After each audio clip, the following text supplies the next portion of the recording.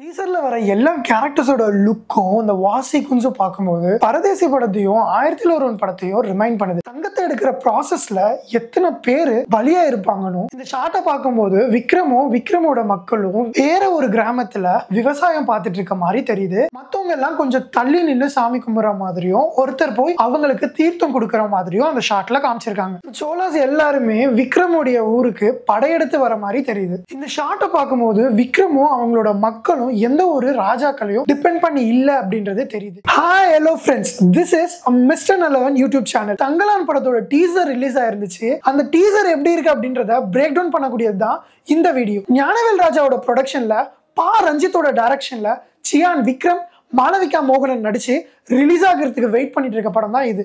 GV பிரகாஷோடைய மியூசிக்ல இந்த படம் கேஜிஎஃப்ல வாழ்ந்த தமிழ் மக்களுடைய கதை அப்படின்றாங்க. இந்த படத்தை ஆஸ்கர் வரைக்கும் கொண்டு போகலாம் அப்படின்னு டாக்ஸ் போயிட்டு இருக்கு. அப்படி இந்த படத்தோட டீசர்ல என்னென்னலாம் இருக்கு அப்படின்றத இந்த வீடியோல ஒவ்வொன்றா பிரேக் டவுன் பண்ணலாம் வாங்க. டைட்டில் கார்டு இமேஜ்ல தங்க சுரங்கத்தை காட்டுவாங்க. அதுல இருக்க தங்கத்து மேலலாம் ரத்த கரை பட்டிருக்க மாதிரியும் சூரியன் ஒளி அதுல படுற மாதிரியும் காமிச்சிருப்பாங்க. தங்கத்தை எடுக்கிற ப்ராசஸ்ல எத்தனை பேர் பலியா இருப்பாங்கன்னு அவங்க படுற கஷ்டத்தையும் இந்த சினிமா காட்டும் அப்படின்றது தெரியுது. மக்கள் பெருசா வாழாத இடம், ஆனா செழிப்பான மலையும் ஆறும் இருக்கிற மாதிரி ஒரு ஷார்ட்டை காட்டுறாங்க. ஆனா அந்த இடத்துல 8 பேர் மட்டும் இருக்கிறாங்க. அந்த 8 பேர் என்ன பண்றாங்கன்னு தெரியல. மேபி இது ஒரு இம்பார்ட்டன்டான சீனா கூட இருக்கலாம். கேஜிஎஃப்னாலே ஒரு வறண்ட நிலைமை தான் நம்ம நிறைய இடத்துல பார்த்துருக்கோம். ஆனா இந்த ஷாட்ல ஒரு செழிப்பான இடம், அதுல நல்ல காடுகள் மலைகள் குளமா இருக்க மாதிரி காட்டுறாங்க. எனக்கு தெரிஞ்சு இங்க வாழ்ந்த தமிழ் மக்கள் தான் புலம் பெயர்ந்து கேஜிஎஃப் போறாங்கன்னு நினைக்கிறேன். இது கதையோட தொடக்கமா இருக்கலாம். அப்படி இல்லைன்னா ஏதோ ஒரு இடத்துல ஃபிளாஷ்பேக் சீன்ல இந்த போர்ஷன் வர வாய்ப்பு இருக்கு. டீசர்ல வர எல்லா கேரக்டர்ஸோட லுக்கும் இந்த வாசிக்குன்ஸும் பார்க்கும்போது பரதேசி படத்தையும் 1001 படத்தையும் ரிமைண்ட் பண்ணுது. கண்டிப்பா இந்த படம் ரிலீஸ் ஆனதுக்கு அப்புறம் அந்த படங்களோட வரிசையிலேயே ஒரு கல்ட் ஸ்டேட்டஸை அடையும் அப்படின்றது இந்த ஒர்க்கை பார்க்கும்போது தெரியுது. இந்த ஷார்ட்ல எல்லாரும் யூஸ் பண்ணக்கூடிய பேட்ஜ்லயும் ஃபிளாக்ஸ்லயும் டைகர் சிம்பிள் இருக்கு.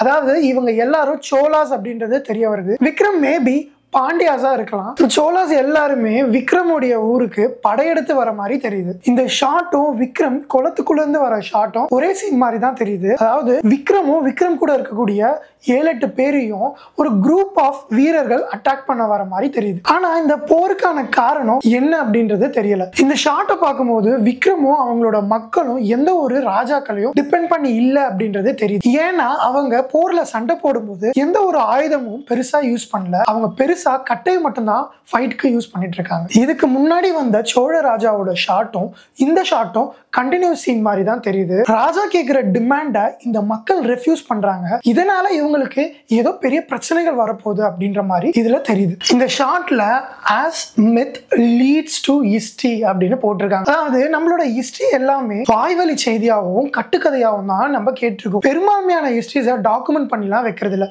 அப்படிதான் நம்ம ஹிஸ்டரியை நமக்கு சொல்லியிருக்காங்க. நம்ம இது வரைக்கும் பார்த்த கேட்ட கேஜிஎஃபோட தங்கம் எடுக்கிற வரலாறெல்லாம் இந்த படத்துக்கு அப்புறம் மாறும்னு நினைக்கிறேன். முன்னோர்கள் சொன்ன கதை மூலமா தங்கம் எங்க இருக்கு அப்படின்ற வழி விக்ரம் இன மக்களுக்கும் தெரிஞ்சிருக்கு. இதனால ஃபாரினர் விக்ரமையும் அவரோட சில பேரையும் கூட்டிக்கிட்டு தங்கத்தை தேடி போறாரு அப்படின்றது இந்த ஷார்ட்ல தெரியுது. இந்த ஷார்ட்டை பார்க்கும்போது விக்ரமோட மக்களும் வேற ஒரு கிராமத்துல விவசாயம் பார்த்துட்டு இருக்க மாதிரி தெரியுது. அவங்களோட தொழில் சுரங்கம் தோன்றது இல்லைன்றது கிளியராவே தெரியுது. இந்த ஷார்ட்ல விக்ரம் கூட இருந்த அதே ஃபாரினர் இப்போ தன்னோட ஓன் மிலிட்டரியை கூட்டிக்கிட்டு கோல்ட தேடி போற மாதிரி இருக்கு.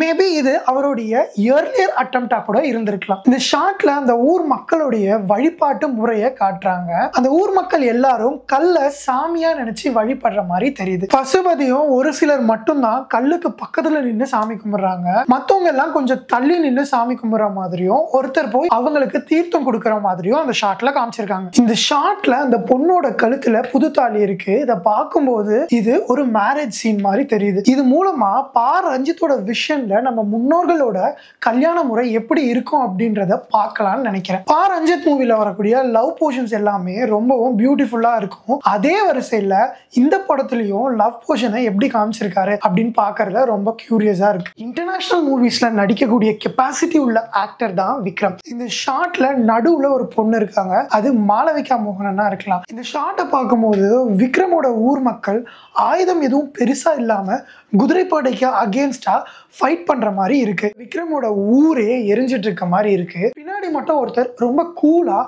ஒரு தீப்பந்தத்தை பிடிச்சிட்டு நின்றுட்டு இருக்காரு. இந்த ஷாட்ல கேஜிஎஃப் கோல்டு எடுக்கிற ப்ராசஸ்ல நிறைய பேர் ரத்தம் சிந்தி இருக்காங்க அப்படின்றது தெரியுது.